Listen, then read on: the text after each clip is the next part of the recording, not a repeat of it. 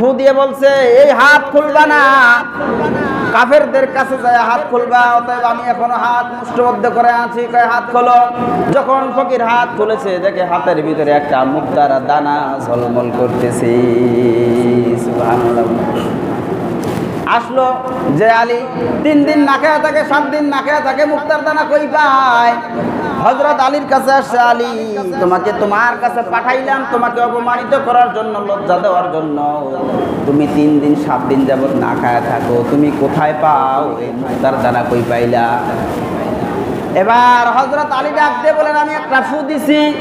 কয় কি এমন কালাম পড়ে ফু দিলা যেই ফুয়ের কারণে হাতের ভিতরে মুক্তার দানা জন্ম হয়? সুবহানাল্লাহ বলেন।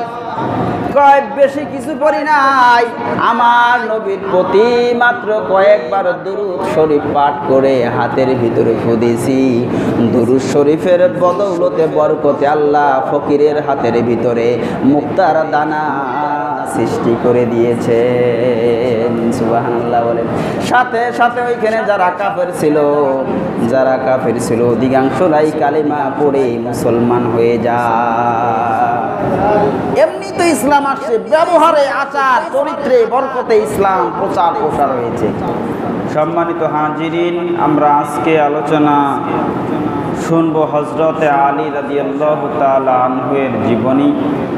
আল্লাহ পাক রব্বুল আলামিন হযরত আলী রাদিয়াল্লাহু তাআলা আনহুর জীবনী শুনে আমল করার তৌফিক দান করুন। সকলে বলি আল্লাহুম্মা আমিন। হযরতে আলী রাদিয়াল্লাহু তাআলা আনহুর মূল নাম হলো আলী।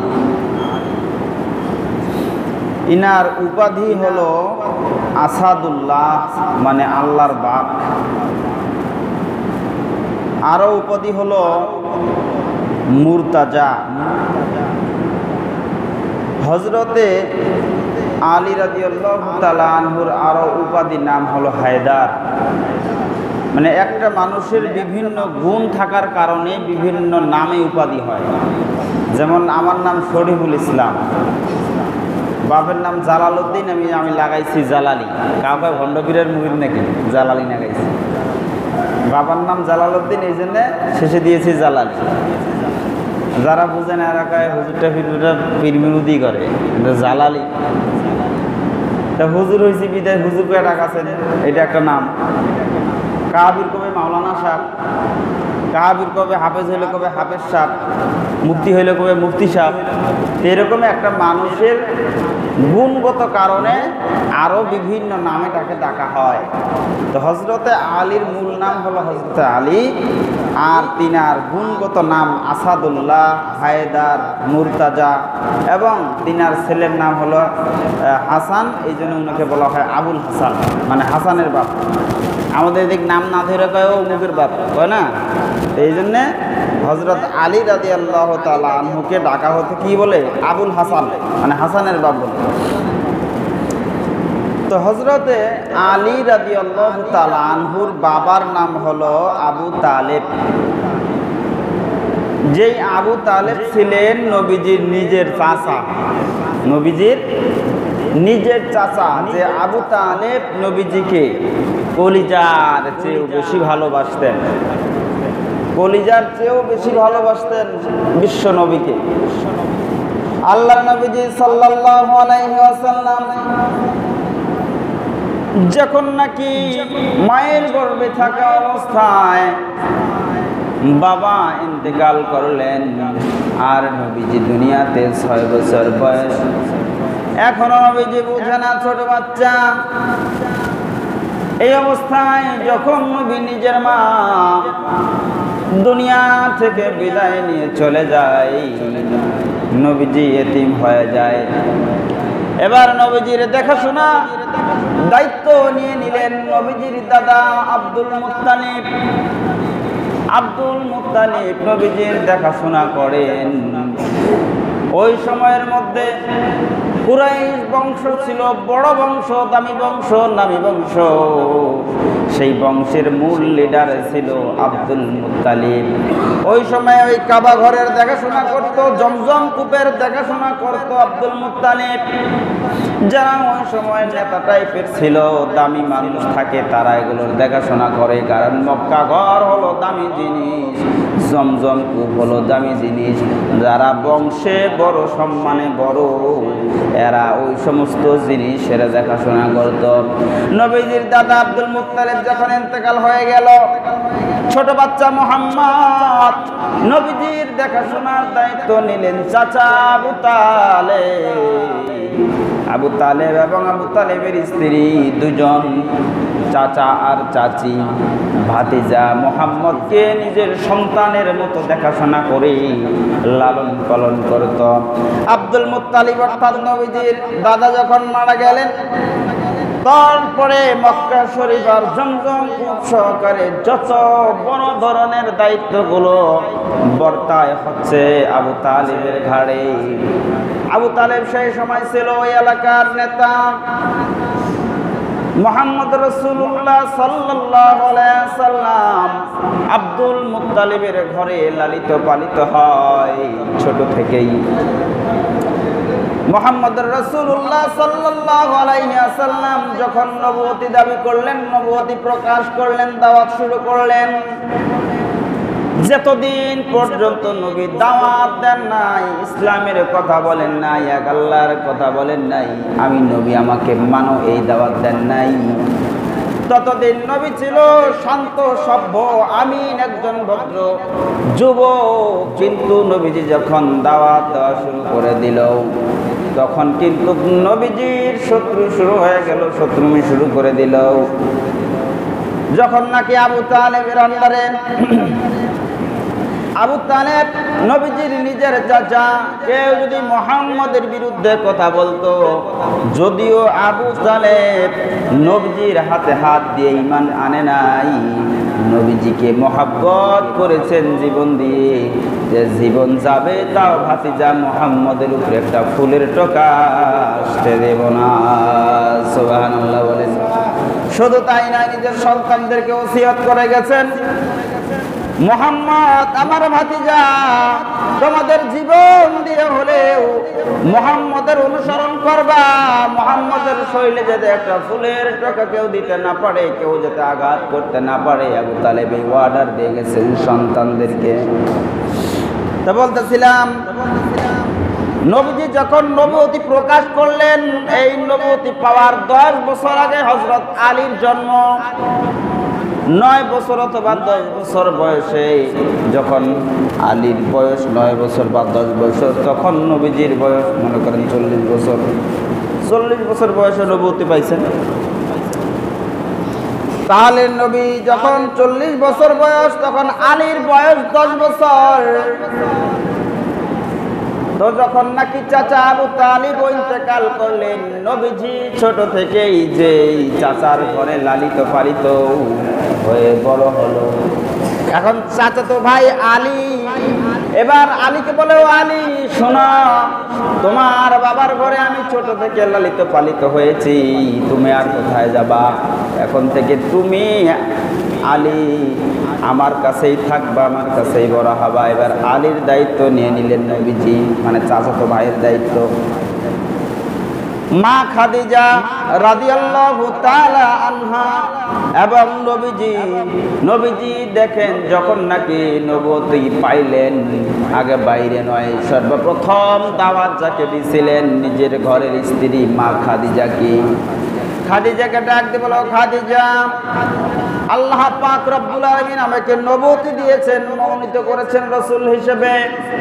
এতে তোমার মতামত কি? তুমি কি বলো? তুমি কি ঈমান আনবে আমার উপরে, আল্লাহর উপরে? মা খাদিজা ডাক দিয়ে বলেন, নবীজি, আপনার মতো স্বামী তো আর হয় না, আপনার মতো মহামানব তো আর হয় না, আপনার উপর ঈমান না আনে কি পারা যায়? কোনো চুচারা নাই, কোনো কথা নাই, এক বাক্যে আমি আপনার উপর আর আল্লাহর উপর ঈমান নিয়ে আসলাম। সুবহানাল্লাহ বলে। তাহলে স্বামীকে চিনে সবচেয়ে ঘরের বউ। কি কোয়ালিটির মানুষ? লবণ একটু বেশি হইলে গালিগালাজ করে কিনা, কোনো একটা বিষয় নিয়ে একটু 19-20 হলেই কি ব্যবহার করে। অর্থাৎ স্বামী কোন কোয়ালিটির লোক, চোর না বাটপার, না হুজুর না মুজুর, না তার অন্তরের কি অবস্থা, বাইরের কেউ জানুক আর না জানুক, তার ঘরের বউ, এটা সবার আগে জানে। কথা বলেন ঠিক কিনা? ঘরের বউ জানে যে বাইরের পিসাবগিরি করে, বাড়ির পিসাব হয় কি হয় না, প্রকৃতপক্ষে পিসাব হয় কি হয় না। মা খাদিজা এক বাক্যে ঈমান নিয়ে আসলেন। সর্বপ্রথম ইসলাম সর্বপ্রথম গ্রহণ করেছেন মা খাদিজা। ইসলাম ধর্ম গ্রহণ করার পর তিনটা বছর যখন চলে যায়, নবুয়তের 3 বছর পরেই যখন নাকি হযরতে আলী দেখে নবীজি এবং মা খাদিজা ঘরের ভিতরে সেজদায় পড়ে থাকে, সেজদায় পড়ে আছে মাওলার কুদরতি কদমে, তখন হযরত আলী ডাক দিয়ে বলেন, ও ভাবি তো হবে, ভাবি হবে না, চাচাতো ভাই, আপনারা কাকে সেজদা করেন, কি অবস্থা? যখন প্রশ্ন করলো তখন হযরত আলীকে নবীজি দাওয়াত দিলেন, শোনো, আমি এক আল্লাহর ইবাদত করি আর আমি মুহাম্মদকে আল্লাহ পাক রাসূলুল্লাহ হিসেবে মনোনীত করেছেন। ও আলী, 10 বছর বয়স, তখন তো মোটামুটি সব কথাই বুঝে, 10 বছরের বাচ্চা তো আর ছোট না। হযরত আলীকে তখন দাওয়াত দেওয়া হয়েছে। হযরত আলী কোনো দেরি করেন নাই, হযরত আলী সঙ্গে সঙ্গে কালিমা পড়ে মুসলমান হয়ে গেছে। সুবহানাল্লাহ বলেন। জাহেলি যুগের কোন অন্যায়, অত্যাচার, অশ্লীলতা, বেহায়াপনা কোনো কিছুই হযরত আলীকে স্পর্শ করতে পারে নাই। কারণ ছোট থাকা অবস্থায় যার পিছনে আছে তিনি দুনিয়ার কোনো সাধারণ মানুষ নয়, সর্বযুগের শ্রেষ্ঠ মানুষ হচ্ছে মুহাম্মাদুর রাসূলুল্লাহ সাল্লাল্লাহু আলাইহি ওয়াসাল্লাম। নবুয়তের 3য় বছরে নবীজি দাওয়াত দিলেন, তার বংশের যত লোক আছে, চাচা চাচি, ফুফা ফুফি, ভাই ভাতিজা যারা আছে সকলকে দাওয়াত করলেন।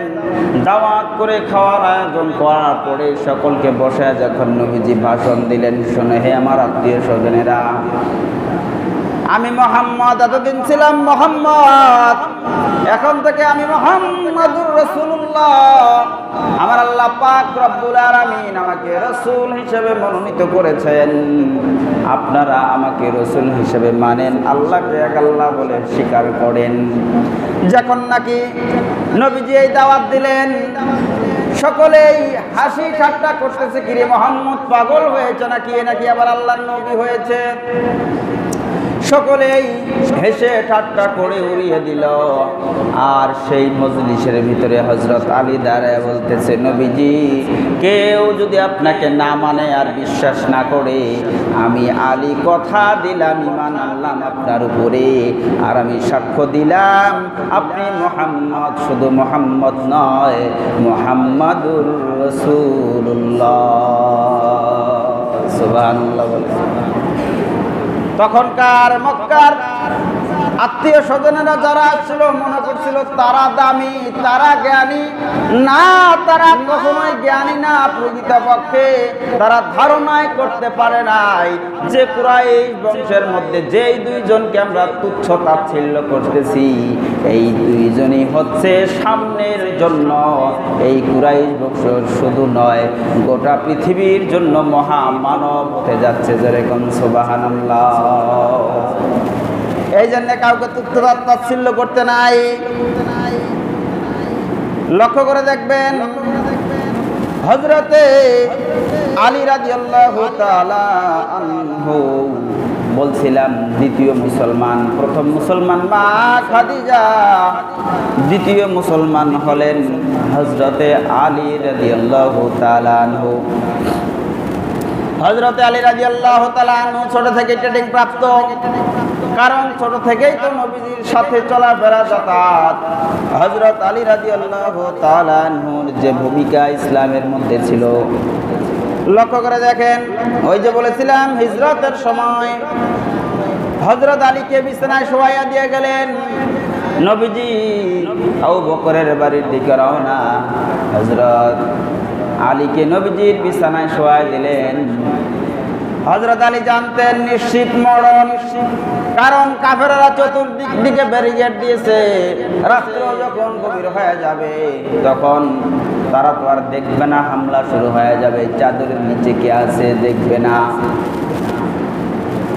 হযরত আলীকে চাদর দিয়া শোয়া দিয়া নবীজি হিজরতে চলে যায়।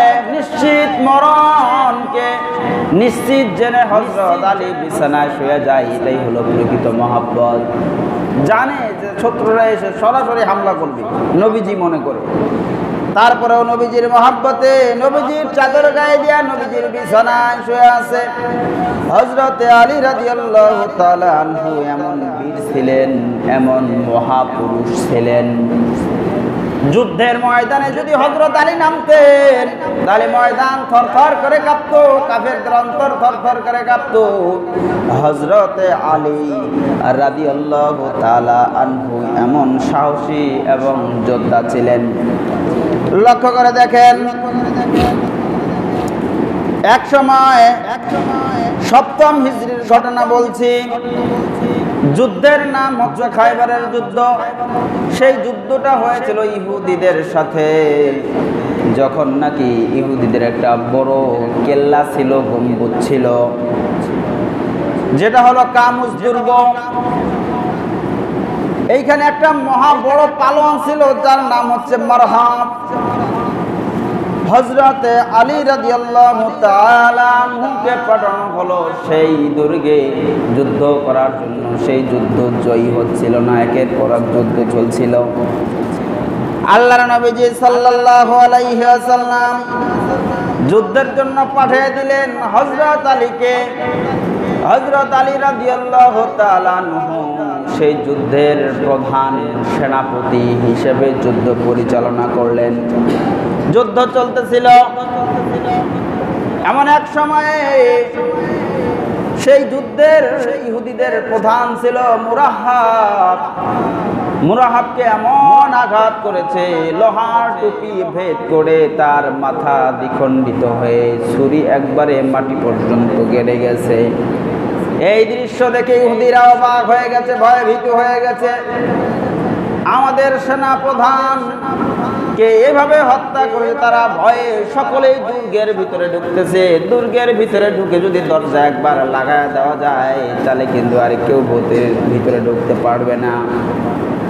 হযরত আলী রাদিয়াল্লাহু তাআলা আনহু যে ঢালটা ছিল, ঢালটা ভেঙে যায়। এই যে এরকম একটা কুলার মতো থাকে যে ধরে, ওটা দিয়ে ছুরির আঘাত করলে ওটা দিয়ে আটক করে, এটাকে বলে ঢাল। যখন তার ঢালটা ভেঙে যায়, হযরত আলী রাদিয়াল্লাহু তাআলা আনহু ওই দুর্গের ওই কেল্লার যে একটা কপাট ছিল, লোহার কপাট, ওই কপাটটা বাম হাত দিয়ে ধরে ঢাল হিসেবে ব্যবহার করে যুদ্ধ করেছেন। সুবহানাল্লাহ। যখন নাকি এই খবর নবীজির কাছে গেল, নবীজি ডাক দিয়ে বললেন, আলী তোমার ঢাল যে ভেঙে গেছিল কেমনে যুদ্ধ করলা? কয় ওই দুর্গের যে লোহার কপাটটা ছিল, এই কপাট বাম হাতে ধরে ডান হাতে অস্ত্র দিয়ে আমি যুদ্ধ করেছি। নবীজি এবার সেই দুর্গের কাছে গেল, হযরত আলীকে বলো এবার ওঠাও দেখি। সেই দরজা হযরত আলী বাম হাত দিয়ে চেষ্টা করে উঠাতে পারে না, ডান হাত দিয়ে চেষ্টা করে উঠাতে পারে না, দুই হাত দিয়ে ধরে উঠাতে পারে না। হযরত আলী লজ্জায় লজ্জিত হয়ে গেল যে আমি যে নবীজিকে বললাম সেই দরজা এক হাতে ধরে আর এক হাত দিয়ে আমি যুদ্ধ করেছি, এখন তো উঠাইতেই পারতেছি না, লজ্জার বিষয়। চেহারা লজ্জিত হয়ে গেল। নবীজি ডাকতে বলেন, আলী লজ্জার কোনো কারণ নাই, এখানে মূলত তোমার কোনো ক্ষমতা ছিল না, এখানে মহান আল্লাহ পাক রব্বুল আলামিন তোমাকে সাহায্য করেছিল। সুবহানাল্লাহ। যুগে যুগে যত যুদ্ধ হয়েছে, যত মুমিনেরা ছিল, আল্লাহ পাক রব্বুল আলামিন কুদরতি ভাবে তাদেরকে সাহায্য করেছে, আজও করবে। যদি ইমানদারের মতো হয়, ঈমানওয়ালা হয়, যুগে যুগে আল্লাহ যেরকম যুদ্ধেও সহযোগিতা করেছেন, আল্লাহ পাক রব্বুল আলামিন মুমিনদেরকে যুগে যুগে সহযোগিতা করেই যাবেন। যেরকম সুবহানাল্লাহ। হযরত আলী রাদিয়াল্লাহু তাআলা আনহুর একটা যুদ্ধের ঘটনা বলি, কেমন বীর ছিলেন তিনি। যেটা ছিল খন্দকের যুদ্ধ।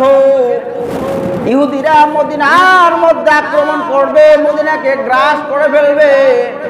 ওই যে আপনারা শুনেছেন নবীজি নিজে খাল করেছেন, খন্দক করেছেন, মদিনার চতুর্দিকে খন্দক করেছেন, কারণ শত্রুরা যাতে আক্রমণ করতে না পারে। আপনারা যুদ্ধের সময় দেখছেন কি ব্যাংকার খুঁড়ে, ব্যাংকার না কি বলে, এখনো সেনাবাহিনীর মাটির নিচে ঘর খুঁড়ে আর ট্রেডিং করে। সেরকম মদিনা চতুর্দিকে খন্দক করছেন, খাল করছেন, খাল করার পরে মদিনাকে সেফটি দিয়েছেন, হেফাজত করেছেন। একদিকে একটু খনন করা কম ছিল, চিকন ছিল। এই জায়গা দিয়ে আবু জেহেলের ছেলে ইকরামা সহ কিছু সৈন্য সেনাবাহিনী ওই দিক দিয়ে ভিতরে মদিনার ভিতরে ঢুকছে। ওই সময়ে তাদের লিডার ছিল আবু সুফিয়ান। পরবর্তীতে আবু সুফিয়ান ইসলাম ধর্ম গ্রহণ করেছিল। আবু সুফিয়ান সেই সময় ছিল ইহুদিদের কাফেরদের লিডার, সেনাপ্রধান। 10,000 সেনাবাহিনী নিয়ে তারা মদিনাকে ধ্বংস করার জন্য তারা যখন রওনা হয়ে গেছে, লক্ষ্য করে দেখেন নবীজি সাল্লাল্লাহু আলাইহি ওয়াসাল্লাম হযরতে আবু বকরকে পাঠিয়েছেন, কোনো লাভ হয় নাই। ওমরকে পাঠাইছেন, কোনো লাভ হয় নাই। হযরত নবীজি সাল্লাল্লাহু আলাইহি ওয়াসাল্লাম বলেন, আগামী দিন এমন একজন মানুষকে যুদ্ধের ময়দানে পাঠাবো যে জয়ী হয়ে আসবে। সুবহানাল্লাহ বলে।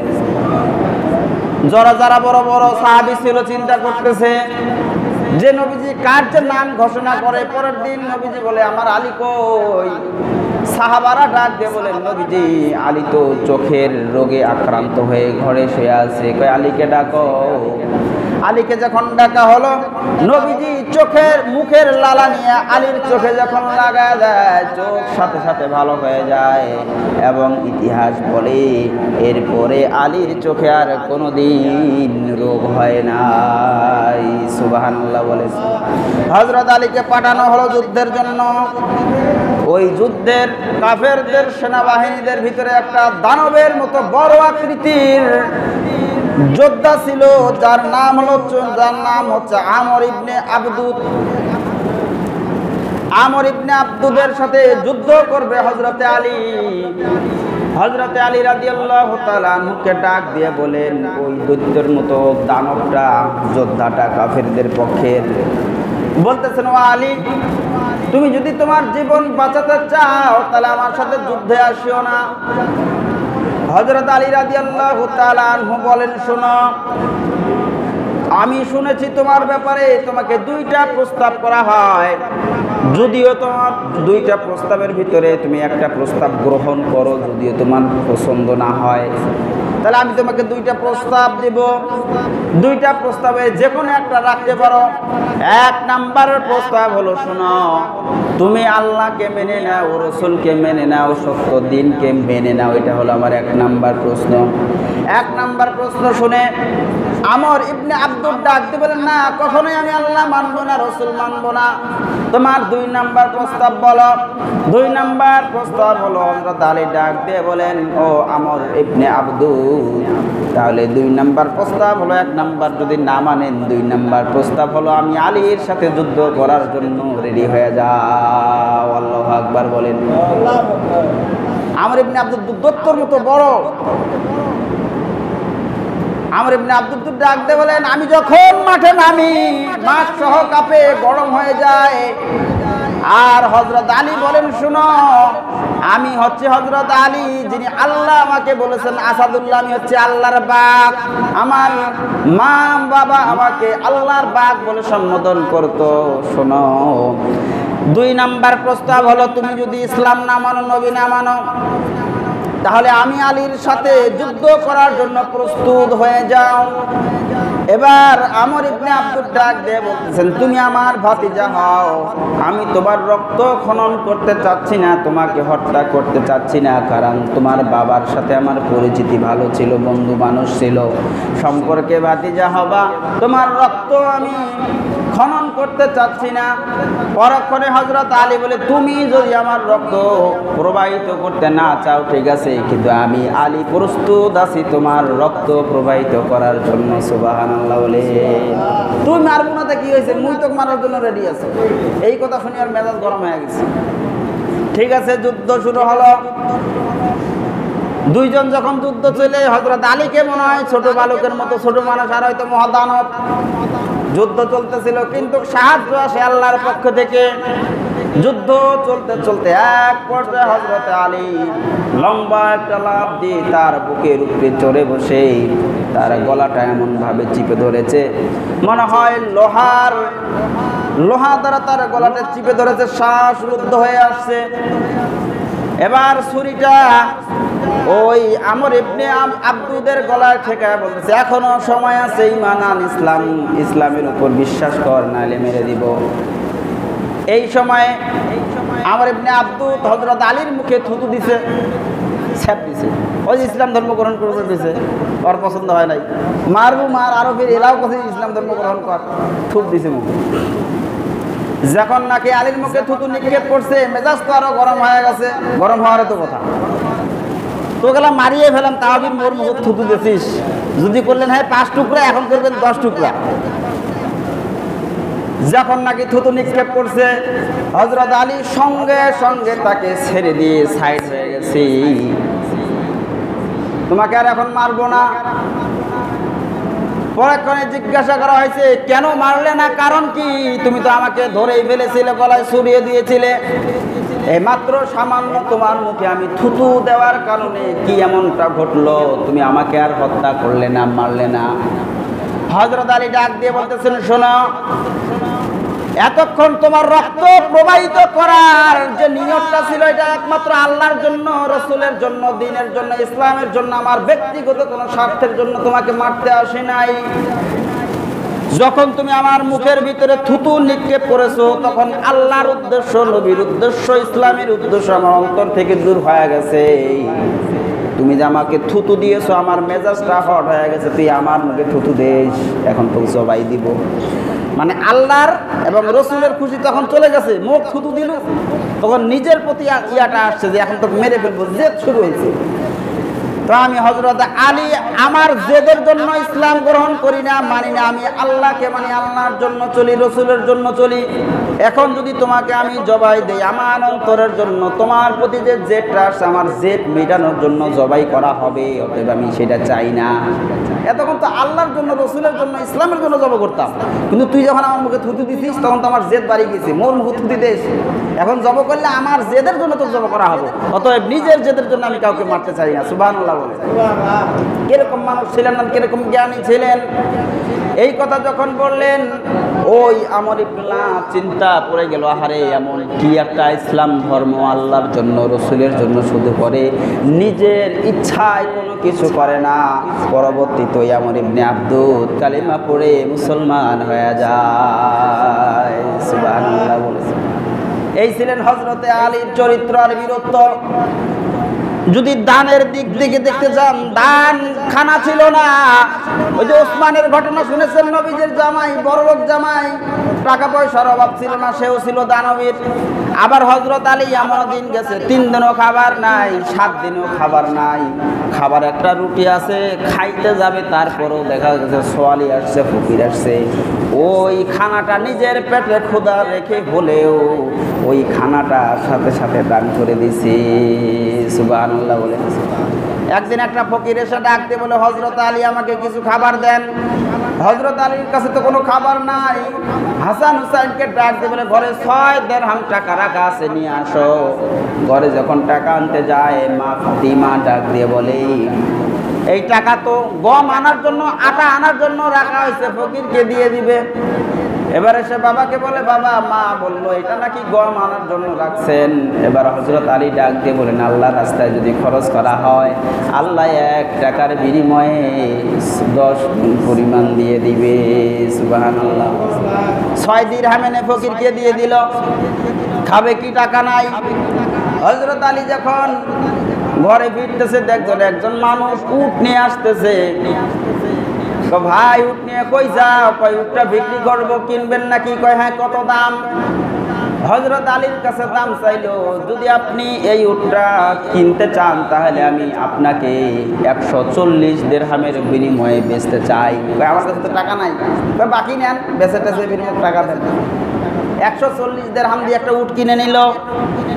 নেওয়ার পরে হযরত আলী যায়, কিছুদিন যাওয়ার পর একটা মানুষ, ভাই উট বেচবেন নাকি? কয় হ্যাঁ। কত? কয় আপনি যদি নেন এই উটটা 200 দিরহাম দ্বারা বিক্রি করতে চাই। এবার যখন 200 দিরহাম দিয়ে বিক্রি করে দিল, আবার ওই যে উটটা কিনে নিয়েছিল ওই ব্যক্তির সাথে দেখা, ওই ব্যক্তিকে 140 দিরহাম দিয়ে দিল। তাহলে আর থাকলো কত? 60। 200 পুরাইতে কত? 60 থাকতেছে। তাহলে দিছিল 6 টাকা, পাইলো কয় টাকা? 6 দিরহাম দিয়ে 60 দিরহাম পাইলো, মানে 6 10 কে 60 10 গুণ। আল্লাহ পাক রব্বুল আলামিন বলেন, মান জাআ বিল হাসানাতি ফালাহু আশরু আমসালিহা। যে ব্যক্তি একটা সওয়াবের কাজ করবে, একটা নেকের কাজ করবে, আল্লাহ এটাকে 10 গুণ বাড়ায়া দিবে। সুবহানাল্লাহ বলেন। 60 দিরহাম নিয়ে যখন হযরত আলী ঘরে যায়, মা ফাতেমা দেখে নিয়ে গেল 6 দিরহাম, আল্লাহ 60 দিরহাম। ভাই এটাই হলো আল্লাহর ওয়াদা, আল্লাহর চুক্তি, আল্লাহর সাথে ব্যবসা। সুবহানাল্লাহ বলেন। এত দানশীল ছিলেন, গরিব কিন্তু ধন ছিল না, কিন্তু মন ছিল। আবার ওসমানের ধনও ছিল, মনও ছিল। সুবহানাল্লাহ বলেন। হযরত আলী একদিন মসজিদের ভিতরে বসা, ওই মাঠের ভিতরে আবু জেহেলেরা কাফেরেরা বসে আছে। একটা ফকির ওদের কাছে আইসা বলতেছে, আমাকে কিছু দেন। ওই কাফেরেরা আবু জাহেলেরা চিন্তা করলো, মসজিদে হযরত আলী অবস্থান করতেছে, আলীর কাছে পাঠিয়ে দেয়, ওর তো কিছু নাই, তো নিজেই খাইতে পারে না, ফকির কি দেবে, অপমানিত হবে। ফকিরকে পাঠাই দিল, যাও ওই মসজিদে যাও, হযরত আলী বসে আছে, হযরত আলীর কাছে গিয়ে তুমি চাও, নিশ্চয়ই হযরত আলী তোমাকে খালি হাতে ফিরায় দিবে না। হযরত আলীর কাছে ফকির আইসা বলে, আল্লাহর ওয়াস্তে কিছু দেন। হযরত আলী তো টের পাইছে, এমরা পেটে দিন, কি হবে এখন? মানে আমাকে বেইজ্জতি করার জন্য এরা পেটে দিচ্ছে। আমার কাছে, আমি তো 3 দিন যাবত না খাওয়া থাকি, আমার কাছে ফকির পেটে দেয়। আরে ফকির হাত বাড়াও। ফকির হাত বাড়াইছে, হাতের ভিতরে কি যেন পয়রা ফু দিছে, হাতটা মুট করে গিয়ে বলতেছেন, যাও এই হাত ওদের কাছে গিয়ে খুলবা, তার আগে এই হাত খুলবা না।